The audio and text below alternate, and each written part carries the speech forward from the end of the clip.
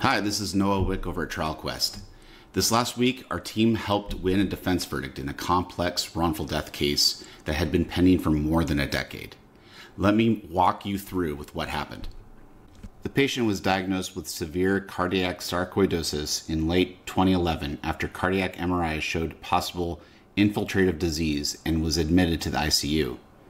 In 2012, he was hospitalized multiple times for ventricular tachycardia, sarcoidosis, and later meningitis, which left him with persistent neurological problems including headaches, vision changes, and difficulty walking. By November 2012, his rheumatologist suspected a cerebrospinal fluid leak, which is a defect in the skull base that allows spinal fluid to leak into the nasal cavity. Imaging confirmed the leak, which was preventing a full immunosuppression for his heart condition due to the infection risk. On November 19th, our doctor attempted to repair the leak, but surgery was aborted after the patient developed an arrhythmia under anesthesia.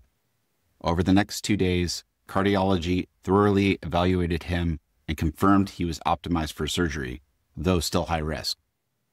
On November 21st, our doctor successfully repaired the leak with no intraoperative complications. Sadly, after extubation, he developed seizures, coded later that night in the ICU, and could not be resuscitated. Plaintiffs alleged our doctor rushed to surgery without adequate cardiac clearance, failed to obtain proper informed consent, and should have tried conservative treatment like a lumbar drain. They also alleged potassium mismanagement contributed to his death. Our defense showed the surgery was urgent and necessary, clearance was thorough, and potassium management was outside our doctor's role, handled appropriately by the intensivist. Conservative measures would have not resolved his type of leak. We began by showing the anatomy of the ethmoid sinus located between the eyes and just under the brain. We labeled both the skull base and the roof of the ethmoid sinus so jurors could see exactly where the defect was. Next, we illustrated the cerebrospinal fluid leak. The inset zooms in on the cribriform plate, where a small opening allowed fluid to leak into the nasal cavity, creating a direct pathway for bacteria to reach the brain. We also compared a healthy heart to one with cardiac sarcoidosis, showing inflamed tissue and granulomas in the left ventricle.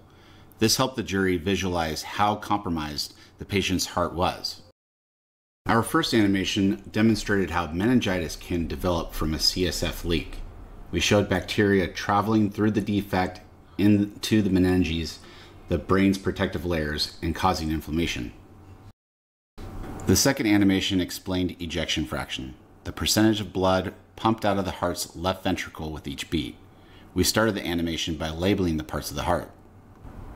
On one side, we showed a normal heart pumping efficiently. On the other side, the patient's heart contracted weakly with slower, reduced blood flow.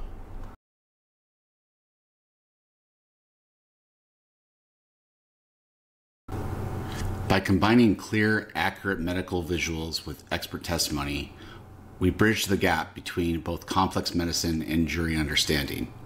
In the end, the jury agreed with our defense and returned with a full defense verdict under 2 hours.